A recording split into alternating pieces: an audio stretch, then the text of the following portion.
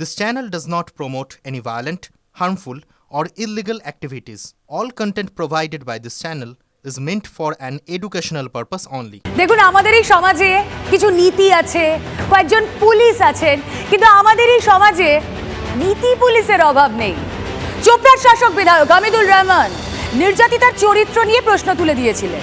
একই পথে শাসক নেতা এবার চোপড়া কাণ্ডের মতো শিলিগুড়িতেও ঘটনা ঘটল। একই ঘটনা, নির্মম ঘটনা। চোপড়ার মতোই ফুলবাড়ি 1 নম্বর অঞ্চলের বকরা ভিটায় সালিশি সভা বসে। নেপথ্যে কি কাহিনী, আসুন ইম্পর্টেন্ট কিছু পয়েন্ট আপনাদের গ্রাফিক্যালি দেখাই। বিবাহ বহির্ভূত সম্পর্কের অভিযোগ রয়েছে এই শিলিগুড়িতে। পাশাপাশি আর কি তথ্য আমরা পাচ্ছি, সালিশি সভা ডেকে বেদম মার। দেখুন চোপড়ার ঘটনার সঙ্গে কিন্তু একই রকম আমরা ঘটনা দেখতে পাচ্ছি এখানেও ঘটেছে। মহিলা এবং তার স্বামীকে মারধরের অভিযোগ ওঠে। অপমানে বিষ খেয়ে আত্মঘাতী মহিলা, সালিশি সভা ডেকে বিচার করা হচ্ছিল। কাঠগড়ায় পঞ্চায়েত সদস্য ও শাসক দলের কর্মীরা। এই ঘটনায় শিলিগুড়িতে যে ঘটনা ঘটেছে সেই ঘটনায় পুলিশ এখনো পর্যন্ত 4 জনকে গ্রেফতার করেছে। আসুন আরো ডিটেলে একটা প্রতিবেদন দেখায়।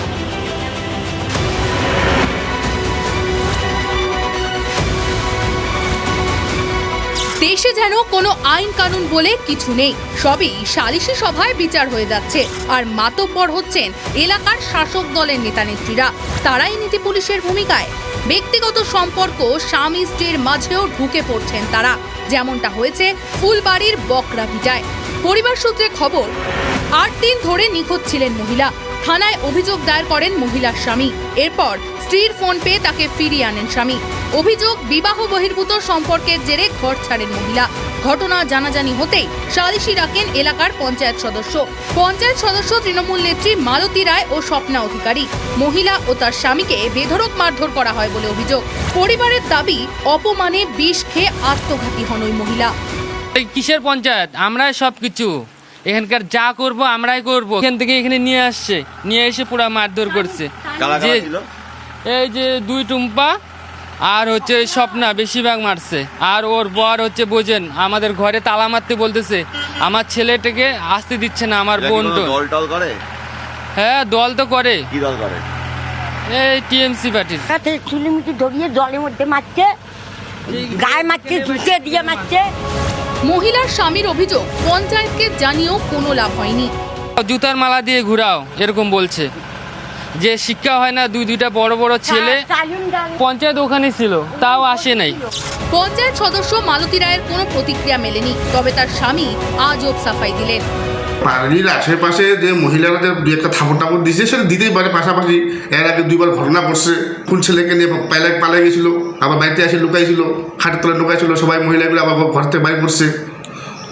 এই বলে সবার পাড়ার কমপ্লেন হলো ওনাকে এখানে রাখবেন। আইনের শাসন কোথায়, প্রশ্ন তুলছেন বিরোধীরা। প্রতিটা জায়গাতে যেখানে ক্রিমিনাল অ্যাক্টিভিটি হচ্ছে, দেখা যাচ্ছে সে তৃণমূলের সাথে জড়িত, ইদার ডাইরেক্টলি ও ইনডাইরেক্টলি। মুখ্যমন্ত্রীর যদি আশকারা না থাকে, আর যদি মমতা ব্যানার্জি যোগীজির মতো হতেন, তাহলে আজকে এই দিনটা পশ্চিমবঙ্গের মানুষকে দেখতে হতো না। বিরোধীদের প্রশ্ন, দিকে দিকে সালিশি সভাতেই যদি বিচার হয়ে যায়, তাহলে পুলিশ প্রশাসনের ভূমিকা কি? শাসক দলের এই নীতি পুলিশদের বিরুদ্ধে কি ব্যবস্থা নেবে দল? প্রসেনজিৎ চৌধুরী ও নীলেশ্বর সান্যালের রিপোর্ট, TV9 বাংলা। আর দেখুন এই চারিদিকে যা হচ্ছে, খুন করা যেন জলভাত হয়ে গিয়েছে। কোথাও সালিশি সভা বসিয়ে মারধর করা হচ্ছে, কোথাও গণপিটুনি হচ্ছে, এইসবের মাঝে গুলিও চলছে। কথায় কথায় গুলি।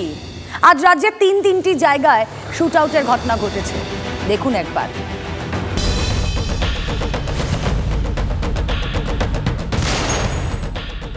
জমি সংক্রান্ত বিবাদ, আর তার জেরেই গুলি চলে মুর্শিদাবাদের বহরমপুরে। শাহজাদপুর গ্রাম পঞ্চায়েতের থিয়র পুকুর এলাকায় আতঙ্ক ছড়িয়ে পড়ে। আহতের নাম লাল মোহাম্মদ। মুর্শিদাবাদ মেডিকেলে ভর্তি লাল মোহাম্মদ। বহরমপুর থানায় লিখিত অভিযোগ দায়ের হয়েছে। গুলি বাড়িতে চালিয়েছে 4-5টা, কিছুই বলতে পারবো না। এই জন্য প্রতিবাদ করতে গেছি, তোকে মার্ডার করে দেবো। পূর্ব বর্ধমানের কালনায় শুট আউট, যুবককে গুলি করে খুন। পয়েন্ট ব্ল্যাঙ্ক রেঞ্জ থেকে গুলি করে চম্পট দুষ্কৃতীদের। কালনা স্টেশন সংলগ্ন মধুবন এলাকার ঘটনা। সোমবার রাতে চায়ের দোকানে আড্ডা দিচ্ছিলেন যুবক। আচমকাই বাইকে চেপে এসে যুবকের মাথায় পরপর গুলি চালায় দুষ্কৃতীরা। ওই যুবক হুগলির চুচুড়ার বাসিন্দা বলে জানা গিয়েছে। গুলি করছে একদম কপালে, দুটো গুলি। হ্যাঁ, দুটো গুলি। আমরা এখানে 2-2.5 মাস ধরে দেখছি, মুখ চিনি, রাস্তাঘাটে দেখা হয়, হাই হ্যালো করে, ভাই কেমন আছে, দাদা কেমন, সবার সাথে কথা বলে। কিন্তু আমরা শুনলাম যে ওর বাড়ি চুচুড়ায়, তবে ওখান থেকে কি কারণে এসছে আমরা কেউ সঠিক জানি না। TV9 বাংলা। এবার একটু উত্তরবঙ্গের দিকে নজর রাখি। দুর্যোগ চলছে সেখানে, বিপর্যস্ত পাহাড় থেকে ডুয়ার্স, নদীর বাঁধ ভেঙে বিপত্তি। মালবাজারে সেনা নামাতে হয় আজ। টানা 4 দিন বন্ধ শিলিগুড়ি সিকিম সরাসরি যোগাযোগ।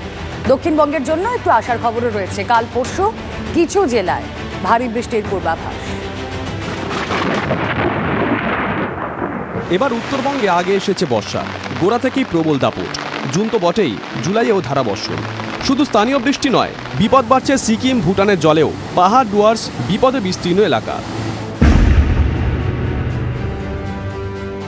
জলস্তর বাড়ছে, জলঢাকা জারি লাল সতর্কতা।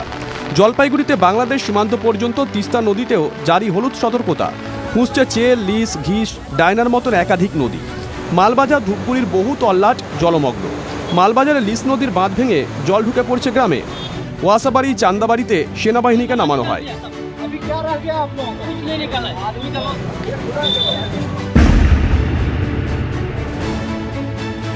পাহাড়ে পরিস্থিতি আরও ঘোরালো। সিকিমের বৃষ্টিতে ফুঁসছে তিস্তা, ধসে বিধ্বস্ত কালিম্পং। এখনও শিলিগুড়ি সিকিম সরাসরি যোগাযোগ বন্ধ। টানা 4 দিন স্তব্ধ 10 নম্বর জাতীয় সড়ক। তিস্তা বাজার হয়ে দার্জিলিং কালিম্পংয়ের রাস্তার অবস্থাও ভালো নয়। তিস্তা পারে বাঁধ বানিয়ে রাস্তা বাঁচানোর চেষ্টা পিডব্লিউডির। বর্ষার আগেই কেন ব্যবস্থা নেওয়া হয়নি, উঠছে প্রশ্ন। মঙ্গলবার ধসে স্তব্ধ হয়ে যায় শিলিগুড়ি দার্জিলিংয়ের রাস্তাও। অতি ভারী বৃষ্টির জেরে ধস নামে রোহিণীর রাস্তায়, জায়গাটা কার্শিয়াংয়ের কাছে। যদিও ঘণ্টাখানেকের মধ্যে রাস্তা খুলে দেয় প্রশাসন, তবে এখনই স্বস্তির নিঃশ্বাস ফেলার কোনো সুযোগ নেই। আগামী 4 থেকে 5 দিনও ভারী থেকে অতি ভারী বৃষ্টির পূর্বাভাস। উত্তরবঙ্গে পরিস্থিতি আরও খারাপ হওয়ার আশঙ্কা। দক্ষিণবঙ্গে বৃষ্টি কিছুটা বাড়তে পারে। বুধবার উত্তর ও দক্ষিণ 24 পরগনা, বীরভূম, মুর্শিদাবাদ, নদিয়ায় ভারী বৃষ্টি হতে পারে। বৃহস্পতিবার ভারী বৃষ্টি হতে পারে উত্তর 24 পরগনা, বীরভূম, মুর্শিদাবাদ, নদিয়ায়। কলকাতা সহ বাকি জেলায় হালকা থেকে মাঝারি বিক্ষিপ্ত বৃষ্টি ভরসা। Bureau report, TV9 Bangla. এই মুহূর্তে গুরুত্বপূর্ণ খবর জানিয়ে রাখি। বহিষ্কার করা হলো ডাবগ্রাম ফুলবাড়ির ব্লক সভাপতি তথা তৃণমূল নেতা দেবাশিস প্রামাণিককে। সম্প্রতি বেআইনিভাবে জমি দখল কাণ্ডে মুখ্যমন্ত্রীর নির্দেশে তাকে গ্রেফতার করে পুলিশ। মঙ্গলবার সাংবাদিক সম্মেলন করে দেবাশিসের বহিষ্কার করার খবর জানালেন তৃণমূলের জলপাইগুড়ি জেলা সভাপতি মহুয়া গো। উদয়নারায়ণপুরে বিজেপি নেতাকে রড, শাবল, বাঁশ দিয়ে মারধরের অভিযোগ তৃণমূলের বিরুদ্ধে। গুরুতর জখম দক্ষিণ মানসীর 151 নম্বর বুথের বিজেপি সভাপতি লক্ষ্মীকান্ত দে। অভিযোগ, বাড়ির কাছেই দোকানে গিয়েছিলেন বিজেপি নেতা, সেখানেই তাকে ঘিরে ধরে হামলা চালানোর অভিযোগ। জখম অবস্থায় হাসপাতালে ভর্তি। আরামবাগে ভোটের 1 মাস কাটলেও এখনো জারি হিংসা। খানাকুলের রামচন্দ্রপুরে ভোট চলাকালীন তৃণমূল কর্মীকে খুনের অভিযোগ। ভোট পেরোতেই তার স্ত্রীর উপর হামলা চালানোর অভিযোগ বিজেপির বিরুদ্ধে। অভিযোগ, কটূক্তির প্রতিবাদ করাতেই মহিলাকে বেধড়ক মারধর করা হয়। তৃণমূলের বিরুদ্ধে মিথ্যে মামলায় ফাঁসানোর অভিযোগ বিজেপি। নবান্নর নজরে এবার নন্দীগ্রামের আইন শৃঙ্খলা সূত্রের খবর। নন্দীগ্রাম থানা ভেঙে আরও 2টি থানার প্রস্তাব। নন্দীগ্রাম, রিয়াপাড়া ও তেখালি 3টি থানার প্রস্তাব নবান্ন। লোকসভা ভোটে দফায় দফায় অশান্তি হয় নন্দীগ্রামে। শুভেন্দুগড়, নন্দীগ্রামে আইন শৃঙ্খলা মাথা ব্যথা নবান্নর। উচ্ছেদ নোটিশ দিতে গিয়ে বিক্ষোভের মুখে পুরসভার কর্মীরা। সিউড়ির কোর্ট বাজার এলাকায় উচ্ছেদ নোটিশ দিতে যান পুরকর্মী এবং স্থানীয় কাউন্সিলররা। অভিযোগ, সেই সময় স্থানীয় দোকানিরা তাদের ঘিরে বিক্ষোভ দেখাতে থাকেন। পরে কিছু ব্যবসায়ীকে নোটিশ দিয়ে ফিরে যেতে হয় পুরসভার কর্মীদের। কামারহাটিতে পুরো পরিষেবা নিয়ে তৃণমূল বনাম তৃণমূল। পুরো চেয়ারম্যানের বিরুদ্ধেই তোপ তৃণমূল বিধায়ক মদন মিত্রের। কামারহাটিতে মধ্যযুগীয় অরাজকতা চলছে। বিস্ফোরক মদন মিত্র, যেখানে সেখানে ছড়িয়ে আবর্জনা, শিখে পুরো পরিষেবা। মন্তব্য কামারহাটির বিধায়কের। হওয়ার কথা নয়, খতিয়ে দেখব, দাবি কামারহাটির পুরো চেয়ারম্যানের।